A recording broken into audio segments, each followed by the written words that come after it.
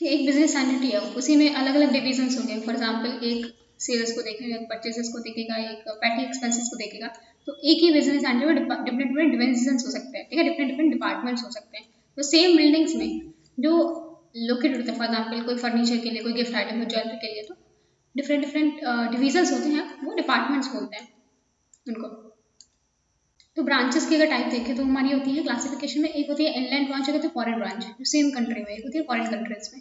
फिर inland branch में एक हो सकती है इंडिपेंडेंट ब्रांच, एक डिपेंडेंट ब्रांच। तो इंडिपेंडेंट ब्रांच सब कुछ अपना काम करती है, बस साल के अंत में ट्रायल बैलेंस भेज देंगी मेन ब्रांच को, अपने ट्रायल बैलेंस में मेन ब्रांच अपने ट्रायल बैलेंस में दिखा देगी, बाकी सारा काम इंडिपेंडेंट होता है। लेकिन जो डिपेंडेंट ब्रांच है, हर इन्फॉर्मेशन हेड ऑफिस को भेजती है, बस ये थोड़ी बहुत इन्फॉर्मेशन, कितना पैसा आया, डेप्टर को कितना पैसा देना है, कितना पैसा लेना है, वो सब रिस्टोर करती है। बाकी जितना भी इन्फॉर्मेशन होता है हेड ऑफिस को भेज देती है, वो मेन अकाउंट में उसको ऐड कर देते हैं। तो ये होती है डिपेंडेंट ब्रांच, ठीक है। तो डेप्टर सिस्टम कहाँ पे यूज होता है? जहाँ पे ब्रांचेस बहुत ही छोटी छोटी स्मॉल साइज में हो, वहाँ पे यूज होता है। तो गुड्स ब्रांच को आप भेज सकते हैं या तो कॉस्ट प्राइस पे या सेलिंग प्राइस पे। सेलिंग प्राइस को बोलते हैं इनवॉइस प्राइस। अगर इनवॉइस प्राइस बोला जाए तो सेलिंग प्राइस, जैसे हम किसी चीज़ को खरीदते हैं तो हमें क्या मिलता है, इनवॉइस मिल जाता है उसका, ये हाँ आपने इतने इतने पे खरीदी है। तो सेलिंग प्राइस को हम इनवॉइस प्राइस भी बोलते हैं। दो मेथड होते हैं ब्रांच अकाउंट के, एक होता है हमारा cost price method, invoice price method. Cost price पे, एक सेलिंग प्राइस पे। और ये नॉमिनल अकाउंट है। नॉमिनल अकाउंट मतलब होता है जिसमें एसेट या लाइबिलिटीज हो। नॉमिनल मतलब प्रॉफिट एंड लॉस। तो यहाँ पे एसेट लाइबिलिटीज दिखा रहे थे कॉस्ट प्राइस मेथड, इसमें क्या हो रहा है, ओके आप या कॉस्ट प्राइस है सेलिंग, यहाँ पे प्रॉफिट एंड लॉस पता चलेगा, इनकम एंड एक्सपेंसेस पता चलेगा। तो ये एक नॉमिनल अकाउंट। तो ब्रांच अकाउंट आपका क्या होता है, नॉमिनल अकाउंट, क्योंकि ब्रांच में आपका प्रॉफिट एंड लॉस देखा जाता है, तो ब्रांच अकाउंट आपका नॉमिनल अकाउंट। फिर डेप्रिसिएशन ऑफ फिक्स्ड एसेट, तो ये ब्रांच अकाउंट में नहीं दिखाए जाते हैं, ठीक है। तो द क्लोजिंग, इसमें क्या होता है कि आप अलग से नहीं दिखाते, डेप्रिसिएशन जो फिक्स एसेट का हो रहा है अलग से नहीं दिखाते। आप क्या कर सकते हो, credit side of branch account, तो ब्रांच अकाउंट का डेबिट होगा, क्रेडिट साइड होगा, डेबिट साइड आप डेप्रिसिएशन दिखा देते हो, तो अलग से नहीं दिखाते, credit side of branch account में दिखा देते हो। ब्रांच अकाउंट आपको किस टाइप का अकाउंट है, nominal account, profit and loss दिखा रहे हैं, डेबिट क्रेडिट, तो डेप्रिसिएशन आप क्रेडिट साइड दिखा देते हो। जब आप अपना ब्रांच अकाउंट बना रहे हो तो आप ये सारी चीजें इग्नोर कर देते हो। पैटी कैशेस आप नहीं दिखाते, credit sales, sales return and bad debts, ये सारे आप इग्नोर कर देते हो। तो petty cash expenses, credit sales, sales return, bad debts, discard amount that allowed on the debtors, shortage or surplus of the stock and depreciation, ये सब आप इग्नोर कर देते हो, पता नहीं क्यों इग्नोर करते हो। फिर फाइनल अकाउंटिंग सिस्टम में क्या होता है कि जो हेड होता है, हेड ऑफिस प्रिपेयर करता है प्रॉफिट एंड लॉस अकाउंट। तो आप इससे क्या करते हो, प्रॉफिट एंड लॉस अकाउंट बनाते हो, आप इसे एक प्रॉफिट एंड लॉस अकाउंट बनाते हो, हर एक ब्रांच का ब्रांच अकाउंट बनाते हो।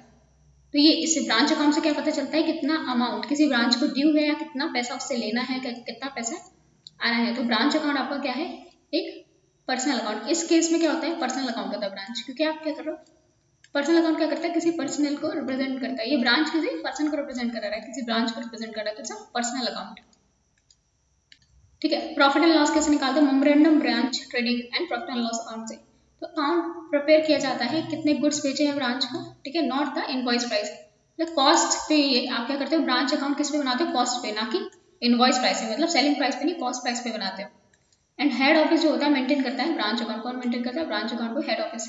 तो इसलिए ब्रांच अकाउंट यहाँ पे है, यहाँ पे पर्सनल अकाउंट का नेचर है। तो यहाँ पे हम जब डेप्टर सिस्टम में देख रहे थे, डेप्टर सिस्टम में देख रहे थे तो ब्रांच अकाउंट किससे था, तो यहाँ पे ब्रांच अकाउंट नॉमिनल अकाउंट था। देखो डेप्टर सिस्टम में क्या है, डेप्ट पे मतलब प्रॉफिट एंड लॉस कितना हुआ है, ठीक है, कितना डेप्ट चल रहा है आप पे। तो ये ब्रांच अकाउंट नॉमिनल अकाउंट है, यहाँ पे nominal account profit and loss means income and expenses देखता है। फाइनल अकाउंटिंग सिस्टम में यहाँ पे पूरी अकाउंटिंग कर रहे हो, तो यहाँ पे आपका ये पर्सनल अकाउंट है, पूरी अकाउंटिंग कर रहे हो किसी पर्सन की, तो पर्सनल अकाउंट होता है।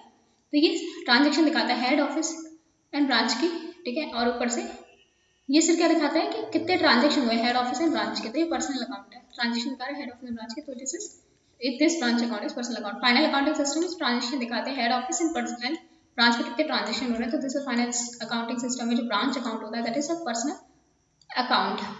तो balance of the branch account, ये नेट एसेट, जो भी बैलेंस होगा वो नेट एसेट होता है ब्रांच का।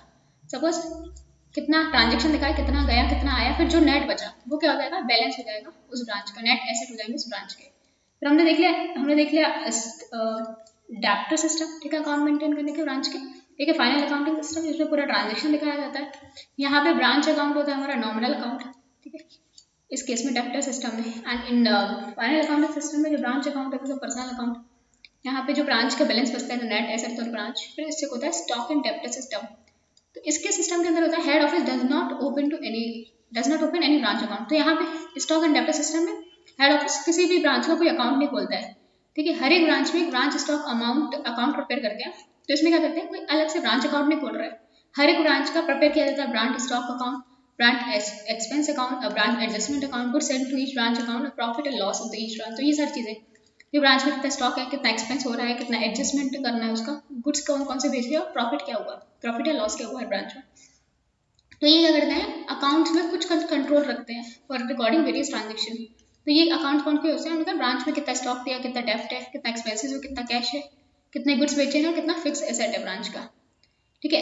And at the end year branch adjustment account और ब्रांच एंड लॉस अकाउंट, ठीक है। तो एंड ऑफ द ईयर में ब्रांच एडजस्टमेंट अकाउंट कितना एडजस्टमेंट करना है, कितना प्रॉफिट एंड लॉस हुआ, ये दो अकाउंट बनाते हैं। ब्रांच एडजस्टमेंट कर देते हैं साल के अंत में, और कितना प्रॉफिट एंड लॉस अकाउंट हुआ ये देख लेते हैं।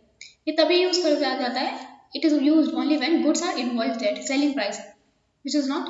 तो ये कभी यूज करता है, गुड्स का है इनवॉइस्ड है, इनवॉइस्ड मतलब सेलिंग प्राइस पे, इनवॉइस्ड का मतलब selling price which the branch is not allowed to vary, और सेलिंग प्राइस को ब्रांच वेरी नहीं कर सकती, ठीक है। अगर 100 रुपये बोले तो 100 रुपये में बेचेगी ना, 80 में नहीं बेच सकती या 120 में नहीं बेच सकती, इसी में वेरी नहीं कर सकते। ये क्या है हमारा, तो हमने देखा एक तो हमारा डेप्टर सिस्टम में जो normal branch account nominal account है, फिर फाइनल अकाउंट में branch account is a personal account, and stock and debtor system में यहाँ पे branch assessment account, branch profit and loss account बनाते हैं। फिर डिपार्टमेंट अकाउंटिंग क्या होती है, तो डिपार्टमेंट अकाउंट मतलब आप अकाउंट ऑफ द बिजनेस आप मेंटेन कर रहे हो, ठीक। तो आप कह रहे हो हर एक डिपार्टमेंट की अलग अलग अकाउंटिंग बना रहे हो, ठीक है। तो इससे क्या पता चलता है हर एक डिपार्टमेंट का कितना प्रॉफिट एंड लॉस है, तो आइडेंटिफाई कर सकते हो किस डिपार्टमेंट में ज़्यादा लॉस हो रहा है तो उसे बेटर अटेंशन दो, ठीक है। कहीं ऐसे किसी डिपार्टमेंट में डिफरेंट डिपार्टमेंट मिसयूज तो नहीं हो रहा है, तो आप इस तरीके से अलग अलग डिपार्टमेंट के अलग अलग अकाउंट बनाते हो, कुछ को कंपेंसेट कर सकते हो, कुछ अच्छा कार्य तो उन्हें मोटिवेट कर सकते हो, ठीक है। सुटेबल पॉलिसी बना सकते हो, कंसोलिडेट कर सकते हो सारे ऑपरेशन अलग अलग डिपार्टमेंट के बारे में पता होगा, ठीक है। आपका बेटर कंट्रोल कर सकते हो, आपको हर एक डिपार्टमेंट रिस्पॉन्सिबिलिटी दे सकते हो, एफिशिएंसी चेक कर सकते हो, पॉलिसीज बना सकते हो जो लाइक सुटेबल होते हैं फर्दर एक्सपेंशन के लिए, ठीक है। तो आप कंपेयर कर सकते हो डिफरेंट डिपार्टमेंट के रिजल्ट्स क्या हैं, कौन प्रॉफिट में कौन लॉस में।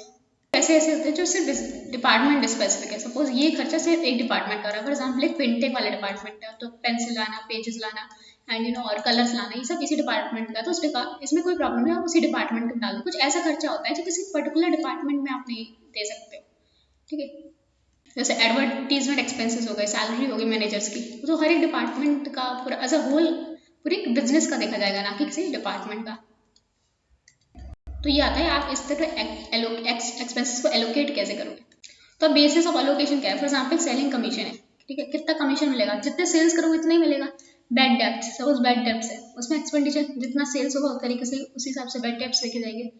कैरिज आउटवर्ड्स, ठीक है, ये भी सेल्स पे देखा जाता है, कितना आप आगे सामान बेच रहे हो, कैरिज आउटवर्ड्स, आप आगे कितना सामान देखोगे जितना सेल्स हो रहा है उसी हिसाब से बेचोगे। फिर एडवर्टीजमेंट, तो ये भी सेल्स, ठीक है, जितनी जिसकी कम सेल होगी उसकी एडवर्टीजमेंट पे ज़्यादा खर्चा किया जाएगा, किसकी सेल्स बढ़ाई जाए।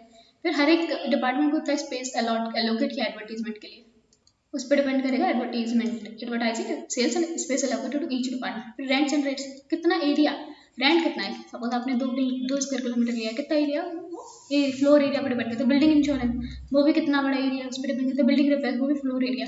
तो बिल्डिंग से रिलेटेड रेंट हो गया, बिल्डिंग इंश्योरेंस, ये सब होल एरिया कवर पे डिपेंडेंट रहता है, उस हिसाब से डिसाइड करते हैं कितना एक्सपेंडिचर होगा।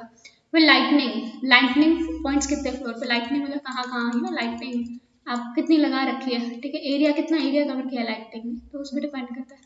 तो नंबर ऑफ लाइटनिंग पॉइंट्स, कितने पॉइंट्स है lightning points on the floor, कितने लाइटनिंग पॉइंट्स है और कितना एरिया कवर किया लाइटनिंग से। फिर डेप्रिशिएशन, तो वैल्यू ऑफ द एसेट और द वेजेस, ठीक है, एसेट की वैल्यू क्या आती है, डेप्रिशिएशन उस पर देखा जाता है, ठीक है। वैल्यू सपोज 100 थी, अब कितना कम हो गया, वैल्यू ऑफ द एसेट और वेजेस पे देखा जाता है। पावर, तो horse power the machine install और फिर नंबर ऑफ आवर्स, कितने आवर्स तक आपने चलाए, तो पावर उससे डिसाइड करिए कि हॉर्स पावर कितनी मशीनरी की। Insurance, average stock and value of the asset, कि एवरेज स्टॉक कितना है, ठीक है।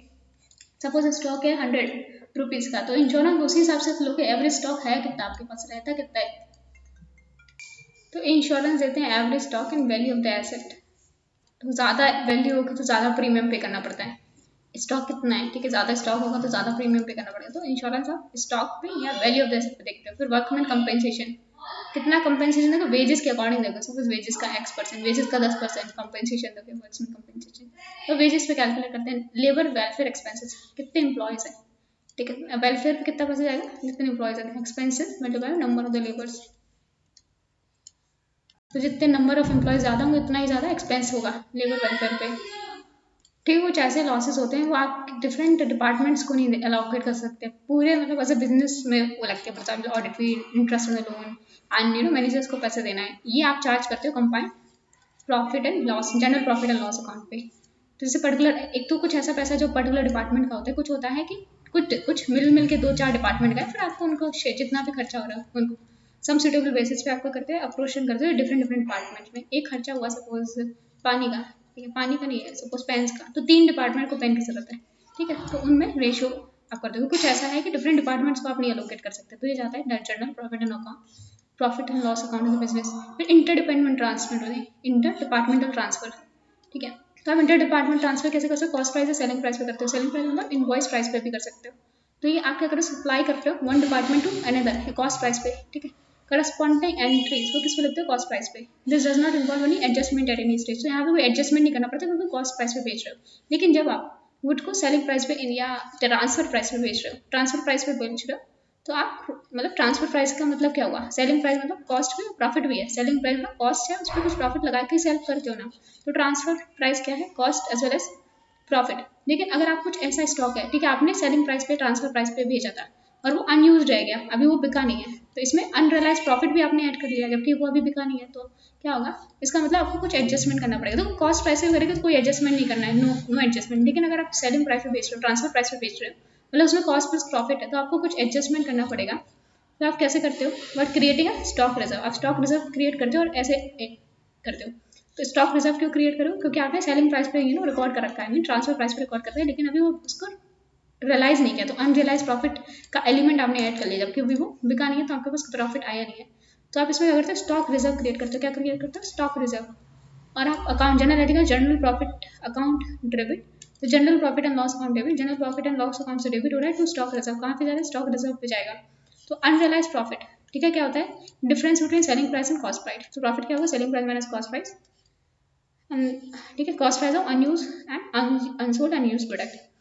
जब आप किसी पार्टनरशिप को डिसॉल्व करते हो तो डिसोल्यूशन अकाउंट बनाते हैं, क्या बनाते हैं, डिसोल्यूशन अकाउंट।